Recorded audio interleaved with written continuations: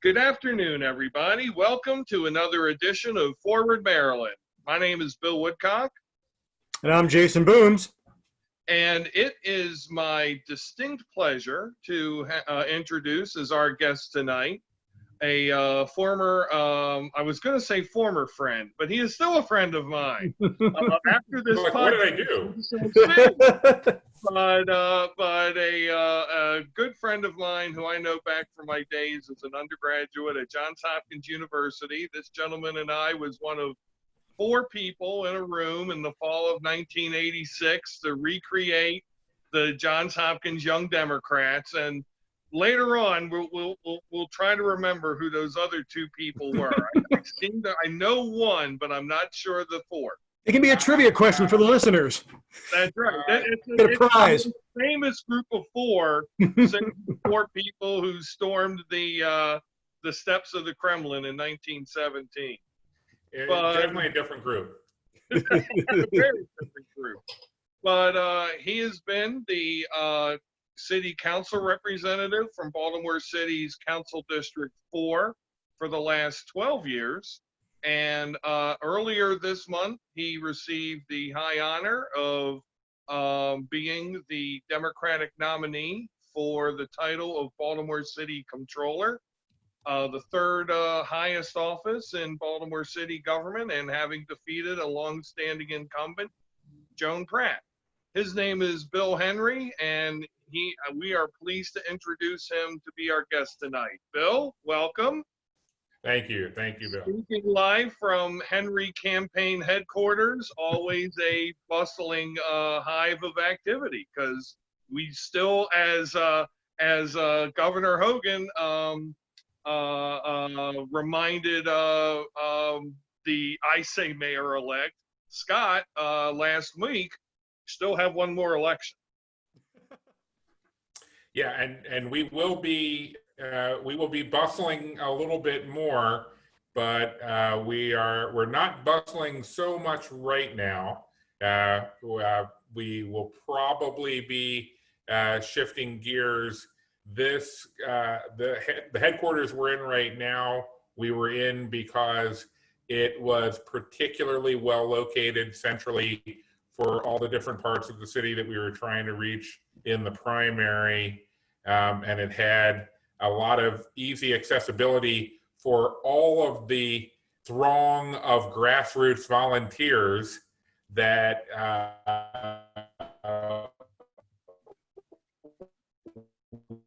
we then had difficulty taking advantage of during. We need a different kind of office, so we'll probably be moving. But before we clear out entirely, I wanted to share one of the last big signs with your viewers. Very, very good.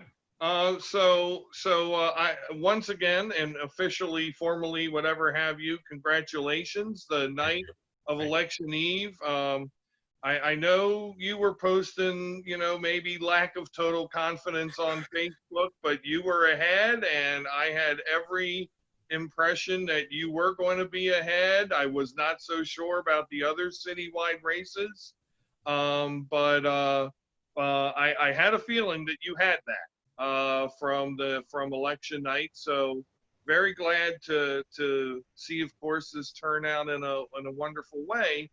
But let's go back to the beginning. You ran for city council. You were successful a few times. I know you've had other campaigns for office in Baltimore City. What made you decide to go for the seat of the comptroller? So back in, I think it was 2012, it was definitely in the last term of the city council, I introduced a package of charter amendments to restructure Baltimore city government. And one of those charter amendments included term limits for local officials. Now, right now, there are no term limits for any of the local offices in Baltimore. And at the time, I had colleagues who had served for 20 plus, 30 plus years. And my belief was it's one thing to make a career out of public service, but it's another thing to make a career out of one specific office. Mhm. And I thought the body would be better served by term limits. So I proposed that charter amendment. It did not pass, but I still thought it was the right thing to do. So since that charter amendment would have limited city council people re-election in 2016, I told my constituents, if you send me back, this will be my last term. I will not be running again for re-election in 2020. And I did win, and I did come back, and I wanted to be true to that. So about a year and a half ago, maybe I guess closer to 2 years, I started thinking about, was I interested in trying to make a step up and run for citywide office? And then that fall, people started coming up to me and saying, hey, I hear you're running for comptroller, which kind of surprised me because I hadn't yet really looked at that. I had been looking at mayor or city council president, but then in the space of 2 weeks, 3 different people from 3 different sort of parts of my life said, I hear you're running for comptroller. And I was like, where are you hearing that? And I tracked it down to a grad student on Facebook who had done just sort of a thought experiment of, here were the 3 citywide positions, who would be good people to run for them? And so I met with him and I thanked him and I said I hadn't been thinking about that, but I appreciated his thought experiment. And then I got another call, and it was somebody who wanted to sit down and talk to me about actually running that campaign. And he had done some numbers and he had done some research, and he thought that Joan Pratt was not as overwhelmingly popular as common wisdom suggested she was, from having run unopposed for 5 terms. And so I looked at his data and it made sense. And we started talking about, well, what would this campaign be about? And the more I looked at the comptroller's office, the more I realized there was a lot of opportunity there that we were really missing out on. Not in an effort to demonize her as a person in any way. Joan Pratt was elected in 1995. Mm-hmm. And what I saw in the fall of 18 was the office was still largely running the way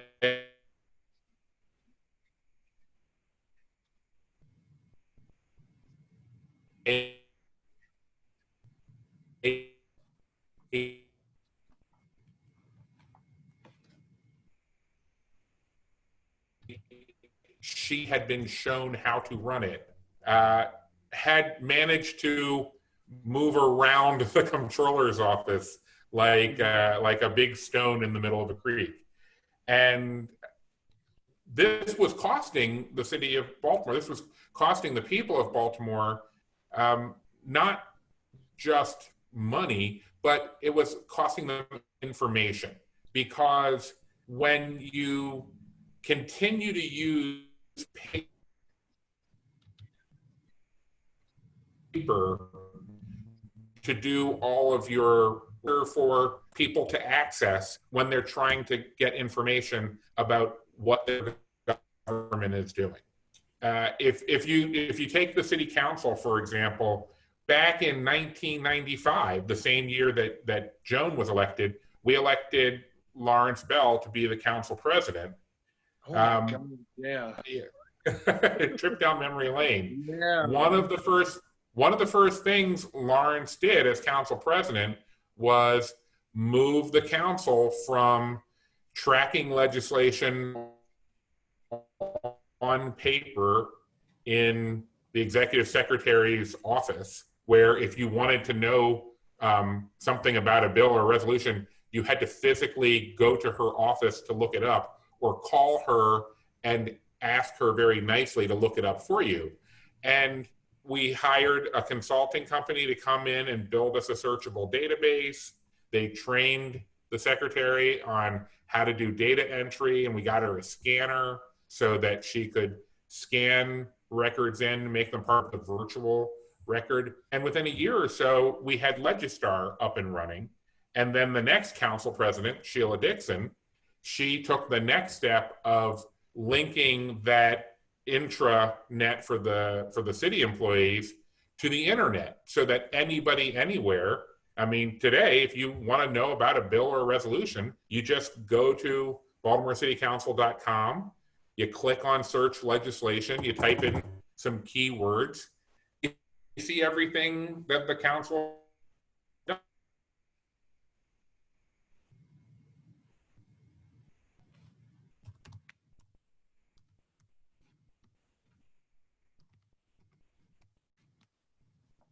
Over the last 20 years. And nowadays, Peeler's office, if you were trying to get that same information about something that went on the Board of Estimates 3 or 8 or 12 years ago, there would be literally no way for you to do that online. The only thing they have online is scanned in PDFs of the weekly agenda with no search function. So if you're looking for something from the past, you literally have to read every weekly agenda until you find what you're looking for, which isn't going to happen. And even though it may sound banal, it may sound like just a little thing, I realized that was indicative of the fact that Joan didn't see information access as being part of her job. And that job really is being the financial watchdog for Baltimore. And you can't be a watchdog if you're not sharing what you see with the people you're watching for. Right. So this gets into my next question, which I will admit I had personal experience with that filing system, or lack thereof, in 2013 when I was an executive with the health department and wanted to know about, how often do we go up to Board of Estimates and for what sort of stuff. And, somebody had to sit and go through. I think I stopped her when she had gone through like 7 years worth of records. It was ridiculous. Yeah. I said at the outset that the controller, I guess I don't know if there's some standing, but would be the third most powerful elected official in the city. It seems to me, we've had Peter Franchot on this show before, that it should be more powerful. And you've said fiscal watchdog. So what does the controller's office do? Because I'm sure a lot of people watching don't understand how, say, what you might do would be different from what, say, a Peter Franchot would do. And maybe, and I know Jason's bustling with a couple questions, but maybe also talk a little bit about what you plan to do with it.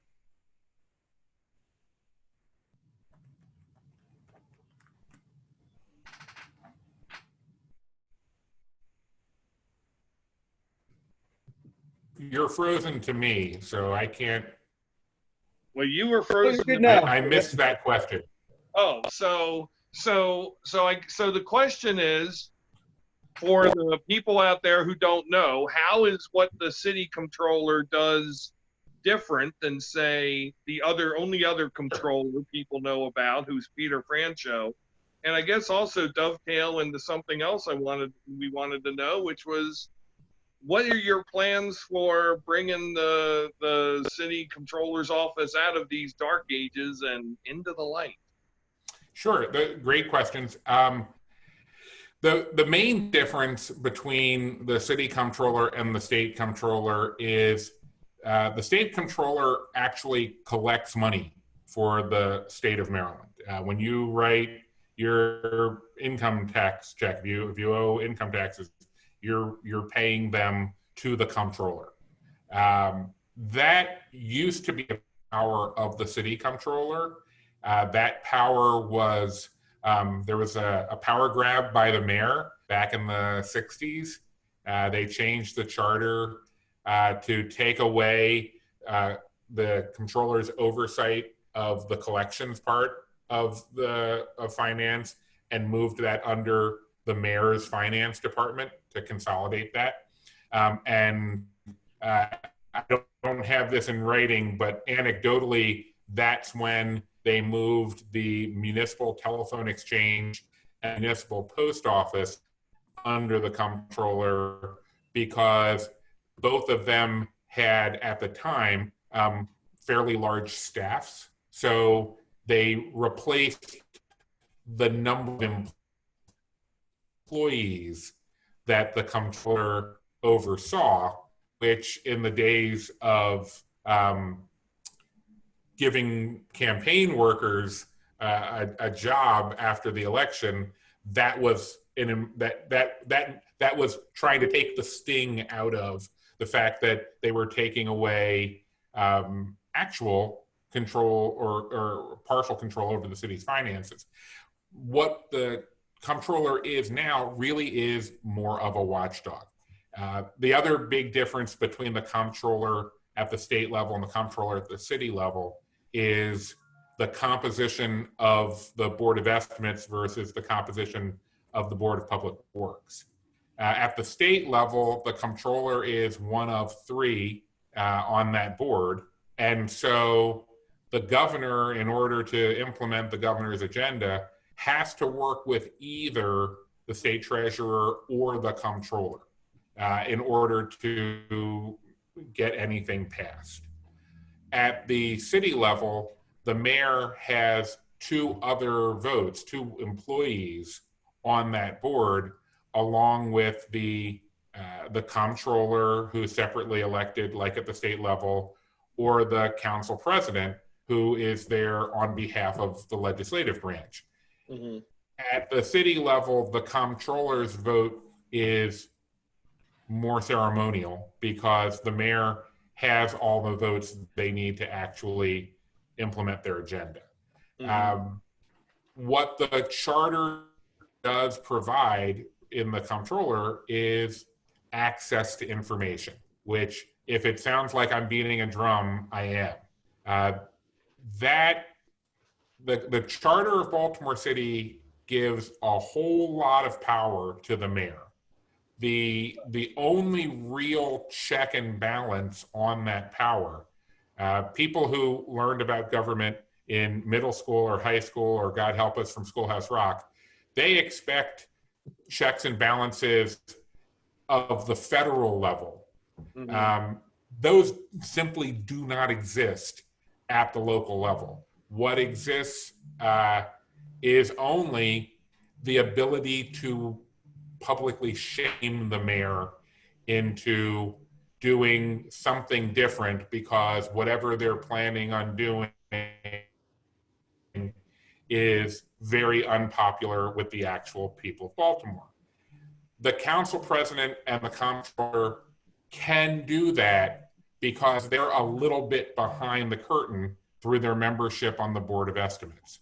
The comptroller actually can do that even more effectively than the council president, because the way the system is set up, the agencies send all the information to the comptroller's office. The comptroller then constructs the agenda and summarizes the information for everybody else.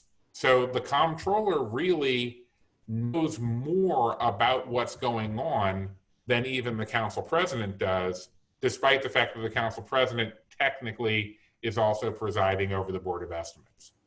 So your original question, what does the comptroller do? The comptroller oversees the Department of Audits, which is charged with auditing all the city agencies, as well as a comprehensive audit for the city as a whole. They oversee the Department of Real Estate, which is responsible for managing city-owned property. The Comptroller also oversees, as we talked about, the Municipal Telephone Exchange and the Municipal Post Office, which are combined into this Department of Communication Services, which is really just how does Baltimore city government communicate with itself, as well as how do outsiders communicate with Baltimore city government. Those are the main responsibilities for the Comptroller, but a lot of what I ran on and a lot of what I believe is really important about that position is attitude. It's not just what the responsibilities are on paper, it's what level of commitment do you have to actually getting out there and interacting with all the people who elected you and conveying information back and forth so that when you're looking at the effectiveness and the efficiency of city operations, because it's not just about keeping an eye on the mayor, it's about keeping an eye on all of the agencies. Right. When you're looking at efficiency and effectiveness, are you then sharing with the people what you're learning? That sounds like a big responsibility, and one that I know has been very sorely missed. So, Jason, I think you had some. I'm looking forward to returning. All right, I think we're waiting for Jason. Yeah. I thought you were doing a very studied pause. It might have just been my connection. Yeah, I just wanted to follow up, Bill, because you mentioned work on term limits earlier in your career, and I love playing Remember the 90s as much as anybody. I remember working back in 1992 as a very young pollster, working to bring term limits to the state of Michigan, which at the time was being touted as a good government reform method, despite the fact that in our particular state, it was definitely being driven by a lot of DC interests, conservative interests, such as Paul Jacobs and Cleta Mitchell and all those folks. The problem I had with it was it claimed to be something that was this magical elixir that would bring in fresh blood. They talked about how this will bring more women into public office. It'd bring more Black elected officials into the state legislature and higher offices. But that never really became the reality. And what we saw instead, particularly in Michigan, was a lot of that institutional knowledge shifted from being held by those who were accountable to the voters directly via the ballot to non-elected lobbyists and other such folks who just creatures that just wandered around the Capitol all day. So I'm just curious as to your take on term limits in Baltimore. Would there be a different impact, or would this be sort of shuffling offices or going in and out of office all the time? Yeah, so that's a great point. I am very familiar with the concerns about term limits at the federal level and at the state level. I was less concerned about those concerns at the local level because local government runs so much differently than the city council, unlike our state legislature or Congress. The city council has no seniority aspect to it. It's not that there is no direct connection that people who have been there longer rise up in greater power inside the body. Right. And when they do, it's not because they have become subject matter experts in a particular topic because of their tenure. The way power works in the city council is it all resides with the council president, and he gives it to the people he gives it to. And depending on the council president, that may mean that the council president puts somebody who is an expert in housing in charge of the housing committee,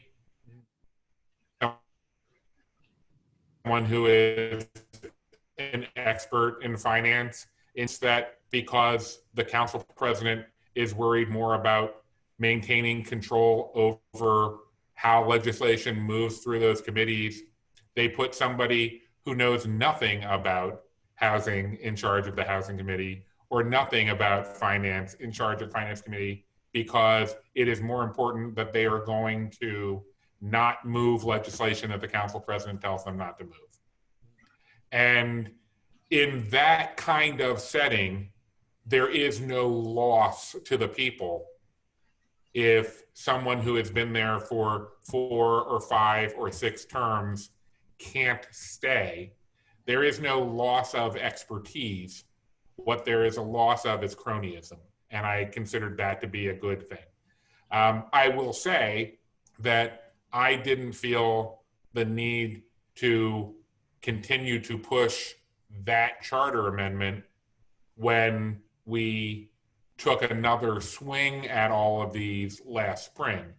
I did reintroduce, I think, all of the other charter amendments that I had introduced originally in 2012. I did reintroduce the others because I felt there was still a need to work on the power dynamic between the council and the mayor. But the incredible amount of turnover that we had in 2016, we turned over literally most of the city council in one election. And I didn't know this for certain a year ago, but I'm unsurprised that that turnover continued this year, to the point where next year's council, assuming all the Democratic nominees hold through the general election, in next year's council, Sharon Middleton, who literally came into office a couple months before I did, filling a vacant seat when Stephanie Rawlings Blake moved up. Right. Sharon will be the dean of the council and its most senior member, with less than 14 years of service.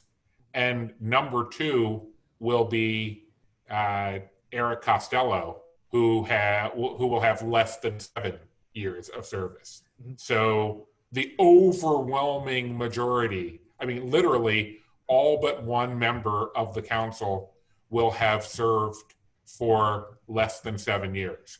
So in that kind of environment, there's no point in raising the concern about the downside of not having term limits. But I take your points. I mean, that's why I don't usually spend any time arguing for term limits for the General Assembly or for Congress. I know that's a very good distinction. I'm glad you made that point. So thank you for that. Sure. So Bill, you are still a sitting council member, representing the fine residents of District 4, district, and even the occasional ones that aren't fine. Very familiar stomping grounds. So you're going through a budget cycle, and we're done.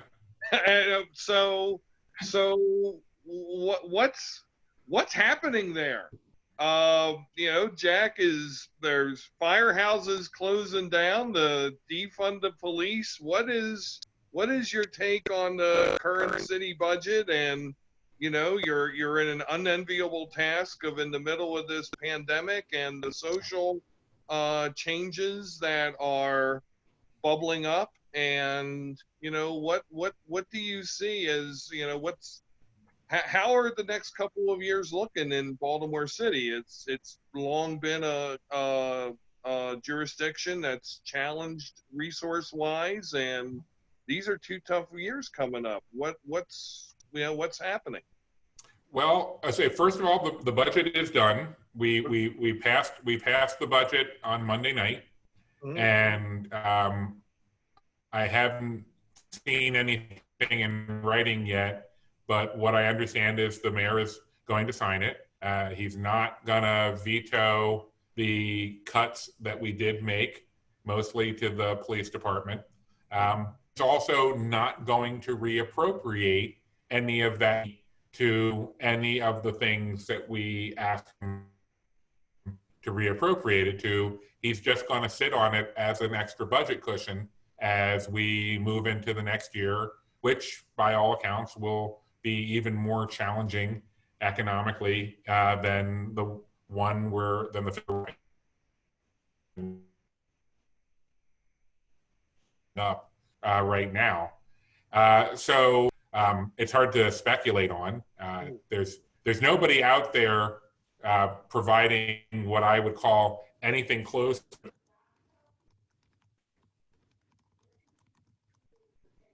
the projection of what this pandemic is going to mean for our economy over the next 2 years. I'm expecting it to continue to be pretty somber from a financial perspective, and that's an incredibly kind and optimistic term. In City Hall, I am hearing terms more like crushing and horrifying.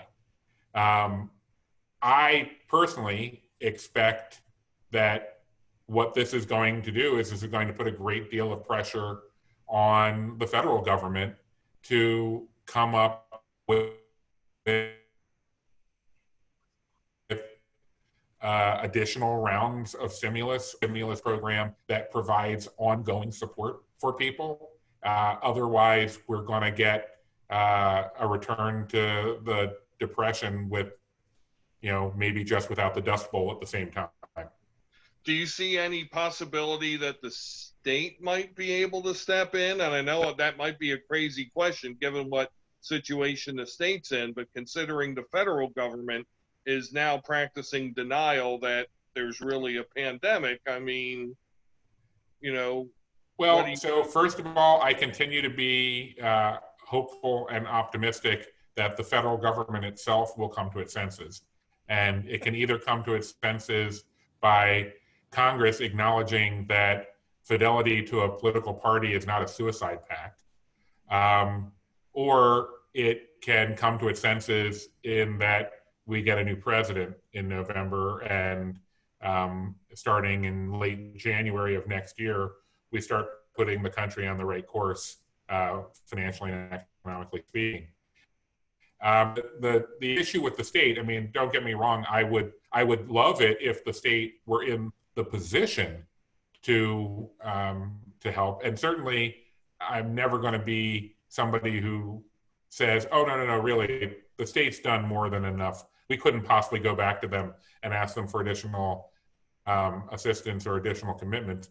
But the reality is the depth of this financial situation is beyond what either a state or a city can handle on its own, specifically because our respective charters and constitutions require us to balance our budget every year. Right. And that's why in a situation like this, you need the federal government to take advantage of its ability to simply inject more money into the system if we're going to get out of it. Now, I hope that we can do our part at the state and the local level, not that pandemic phobia drive us into a level of austerity under the guise of being fiscally responsible, but with the economic effect of squeezing our own economy for us, even before we find out whether or not the federal government is going to be able to help at the level it should. Mm-hmm. I'm sorry, I was freezing a second. I'll go ahead, Bill, if you don't mind. Well, Bill, I have one question for you, or actually a two-part question for you regarding the police. What are your thoughts on the defunding the police movement? My favorite way to start that conversation is there's a local activist on Facebook who remarked early on, the very fact that it's called defund the police is a sign that we should have been putting more money into education all along. I have been almost the entire time I've been on the city council. I have been somebody who has openly and publicly called for reducing the amount of money that Baltimore City puts into the police department and instead putting those resources into activities and programs that would actually reduce the underlying causes of crime. The simplest explanation I can give for this is, I mean, if you watch any kind of procedural, Law and Order, CSI, any of them, at this point, everyone in America knows that there's three key parts of a crime, which is means, motive, and opportunity. If you want to scroll back crime, you need to scroll back the things that make up a crime. And the reality is, the only part of crime that the police department addresses is opportunity. That is the only thing that they do. If you have a police officer standing on a corner, the idea is, well, nobody who is within sight of that police officer is going to get robbed or attacked because something bad within their scope of influence. And the original idea decades ago was that if you put police officers in cars instead of having them walking on a beat, you would expand that zone of protection and you would be able to keep more people safe and reduce even more opportunity for crime. But what we learned is, no, the police do not simply by their existence deter crime. And the story, I won't drag the story out the way I did with the commissioner, but what happened was a car with some guys in it drove right past a police car with two officers in it, drove right past them, turned the corner, and shot three guys on the street half a block down the street from the parked car with the police officers in it. Now,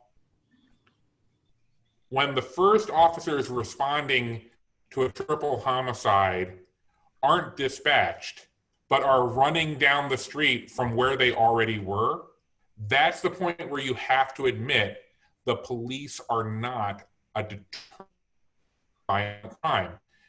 The best case scenario for the police in that situation, the only way that for the police to have been successful would have been if they caught those guys earlier after they did something else and put them in jail then, so they weren't able to shoot these three guys. But even then, the problem is they're still in jail. We need solutions that would have saved all of those lives. And those solutions, putting kids on paths where they have meaningful and constructive opportunities that are going to lead them to meaningful and productive lives as functioning adults in our society, in mainstream society, that requires investment. And frankly, the city hasn't done anywhere near the level of investment we should have for that, because we have been spending hundreds of millions of dollars on the police department. Now, I'm not saying that we need to cut 50% of the police budget next year and immediately move 200 million plus into job creation, affordable housing, youth development. I mean, it'd be great, but it's not practical. It's like saying you're really overweight, so you need to lose 150 pounds in 6 months. That's not going to happen. But we gotta get on the right path, and we have to acknowledge, because this is the part that we haven't done yet. We haven't acknowledged really publicly that we cannot police ourselves of the situation we're in. We need other solutions, and those solutions are going to need resources, and the only place those resources are going to come from is by scrolling down the amount of resources we're putting into other forms of public safety. I just wanted to follow up, actually. Now I've got 2 points. Well, number one, as far as losing that much weight, I think Jenny Craig works wonders. So I think that's possible. I guess a broader question. I guess a broader question would be, you talk about the sphere of protection and the zone of protection. Who will protect us from the protectors? Do you have any thoughts on ways to better weed out the cops who shouldn't be on the force or actually causing problems and harming the community? Sure. There's 2 particular things that we need to do. They have both been on the council's list of things we need our state government to do for us because we can't, by law, do them for ourselves. One is restore full local control of the police department to Baltimore city government. It is still a state entity, and all the laws governing it are state laws, and all of the discussions about this end up happening in Annapolis, which is harder for Baltimoreans to get to and be part of the conversation. The second thing that we need to do is we need to amend the Law Enforcement Officer Bill of Rights, which is, again, state law.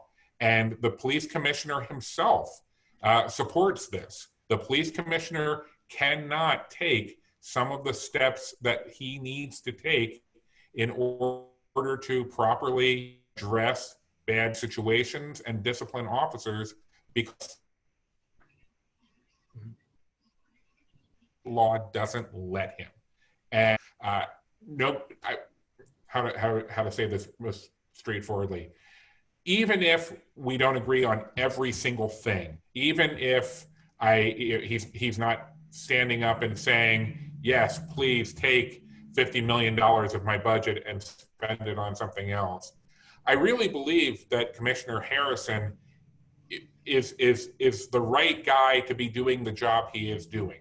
He is trying, and I think he's making progress towards reforming the department from within. It's not happening fast enough to make everybody happy, and I get that, and I own that. But I also get the fact that there are times when we're not going to get everything we want right away. I know that's a bad thing for Americans to hear, but some policy issues just cannot be addressed with an immediate gratification. We need to just accept the fact that the responsible way to do it is through incremental change. What I have been fighting against for years is the idea that because incremental change is so slow, we don't do it. And instead, we look for the quick fix. We look for the immediate transformational change. And when we do that, we let the opportunity for incremental change slip by practically unnoticed. No. And one last question on the topic of police.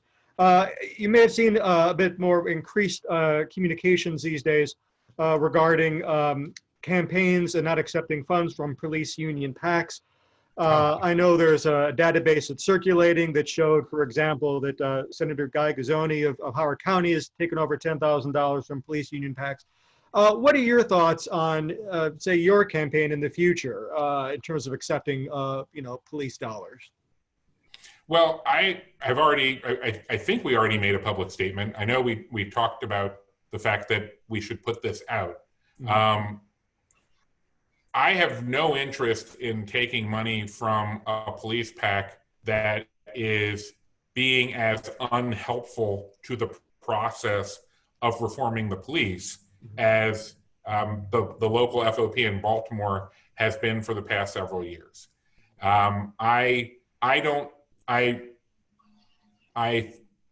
Yes, we did check this.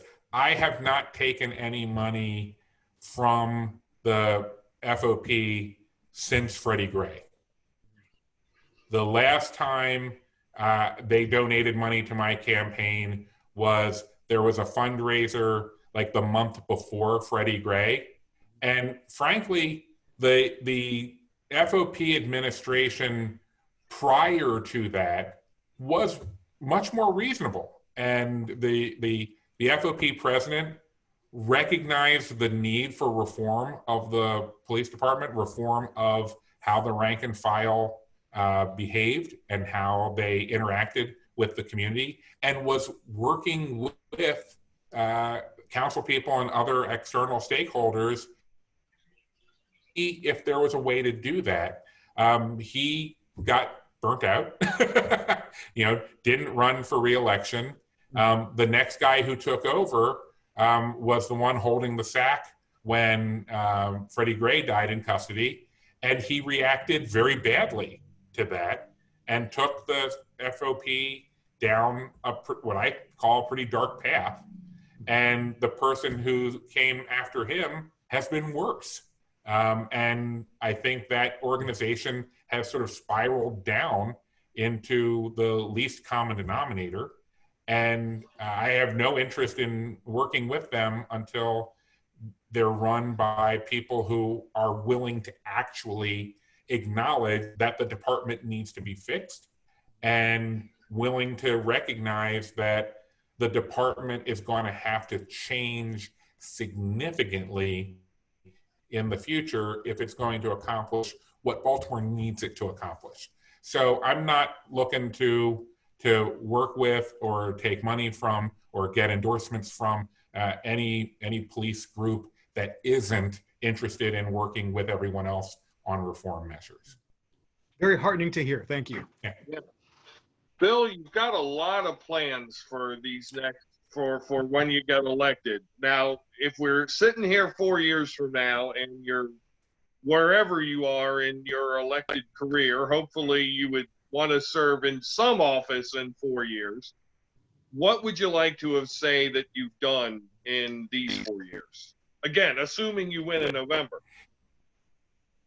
So assuming I win in November and I have 4 years to make the changes that I've set forth, to change the attitude and the approach of the office the way that I've shared with the people of Baltimore, I would like to be able to say in 4 years the same thing about my tenure in the Comptroller's office that I feel I can say now 12 years later about my tenure in the city council, which is I can point to how I made a difference, and the thing I'm most proud of in the council is I really believe I raised the standards of what people in the 4th District expect from a council person.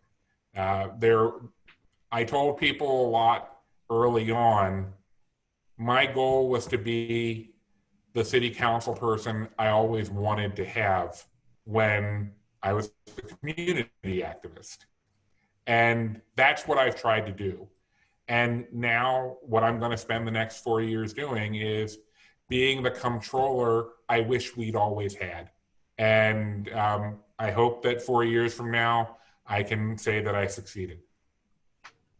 So my very last question, and I guess, and I want to thank you for your time. You've been very generous of your time. Thank you. Well, thank you for the opportunity to be part of this discussion. Well, it's my pleasure. And Jason does like to drop his Michigan expertise and know-how on us, but I have to go a little old school Baltimore. Back when we were kids, Bill, there was a very repressible former city comptroller named Lyman Pressman. Hyman. One of the highlights of the year at the Woodcock household was when my grandmother and great-grandmother got to watch Jerry and Al, and they would broadcast the comptroller's annual poem, which was some of the worst rhyming free verse that has ever been written. Vogon. Vogon. Oh my God. Ooh. Do you have any plans to bring that back as a sort of informal poet laureate of Baltimore City? So I'm pretty secure in my strengths and my weaknesses. And as somebody who enjoys being an entertainer when I can, I have had to come to grips years ago in the fact that I'm not a great rhymer. I can, if forced by an English teacher, sit down and compose a poem that rhymes, but it doesn't come to me naturally. Like I can't even name an example of a rapper who I think is just wonderful about with their ability to just speak in rhyme. And there's so many poets, and when I find myself at a spoken word night, you know, people who can just get up there and do that. Yeah, I'm not going to be bringing that back to City Hall, but I will tell you this: if there is somebody in City Hall who can do pop culture quotes better and more in a more timely and appropriate fashion than me, they've kept really quiet for the last 12 years, and I'm looking forward to bringing that particular level of expertise and trivial knowledge to the Board of Estimates meetings and not just council meetings. Oh, there was a guy who had his office on Fayette Street about 6 years ago, but he only stayed there a year. That was way too short. That fool could bleed pop culture references. I worked Hamilton lyrics into a committee hearing a couple of years back, and I think we can. And we've done Star Trek a couple times. Several years ago, I was strongly tempted by two of my former colleagues, neither of whom are still serving. They offered to transfer an extraordinarily large amount of money into my campaign fund if I would be able to, with a straight face, ask the head of emergency management if the city was prepared to defend itself from a 100-foot tall fire-breathing lizard that came in from the Inner Harbor. And I tried, but he was so earnest, and I just couldn't. I just couldn't do it. I couldn't do it. That would have been the best. Knowing who that dude was, oh, that would have been priceless. By the way, we are doing Star Trek tonight, in case you haven't noticed. The gold, the blue, and the red. Ha! Oh God! Right. I'm doomed. You're only doomed if it's original series. If it's Next Generation, you're in charge. Oh, okay. Well, I feel better now. And Bill, last thing, I remember Dave Olstein being there, and I can't remember. In fact, we elected him president. Oh, of course, yeah, he had to be president. Yeah. And I thought it was four, and I can't remember the fourth guy. I want to say it was Steve Jones. That would, statistically speaking, you're probably right. I was trying to remember if Jeff DeCagna had started coming in freshman year, or did he start coming later? It could have been Jeff, but I want to say Steve. Jeff was close.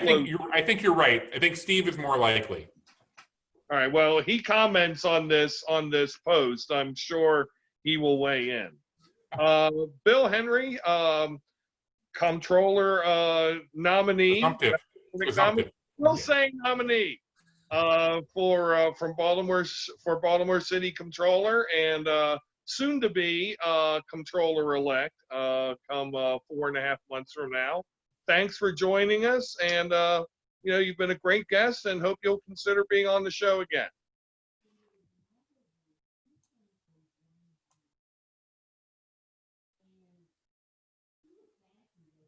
I take that as a yes. A lovely picture of Bill. It really is. That's the happiest he's ever been. I shall always remember him with that smile. If Right. that, where'd he go? Oh, I think he. Oh, there he is. Hey, Bill. Yeah, That was- I don't know what happened there. It was the final freeze of the evening, but the frame of which it froze on, you look like The Rock. I mean, you were just grinning from ear to ear. It was terrific. It was literature. It was front of lit material. It's you got to get through this with a positive attitude. So I try to stay happy. It was poetry in its own way. Well, again, Bill, like I was There we saying, go. thank you, and hope you'll come on again, and have a great Juneteenth holiday, and happy Father's Day to you too. Thank you very much. For all of you, thank you so much for this time, and I would love to come back. Just drop me a note or give me a call. Looking forward to it. Jason, anything in closing? Just one thing: justice for Breonna Taylor. That's it. Yep. Well said. And say their names, everybody, and stay safe. Stay safe. Jason Boones, my name is Bill Woodcock. You have been watching or listening to another edition of Forward Maryland. Have a great day, everybody. Take care.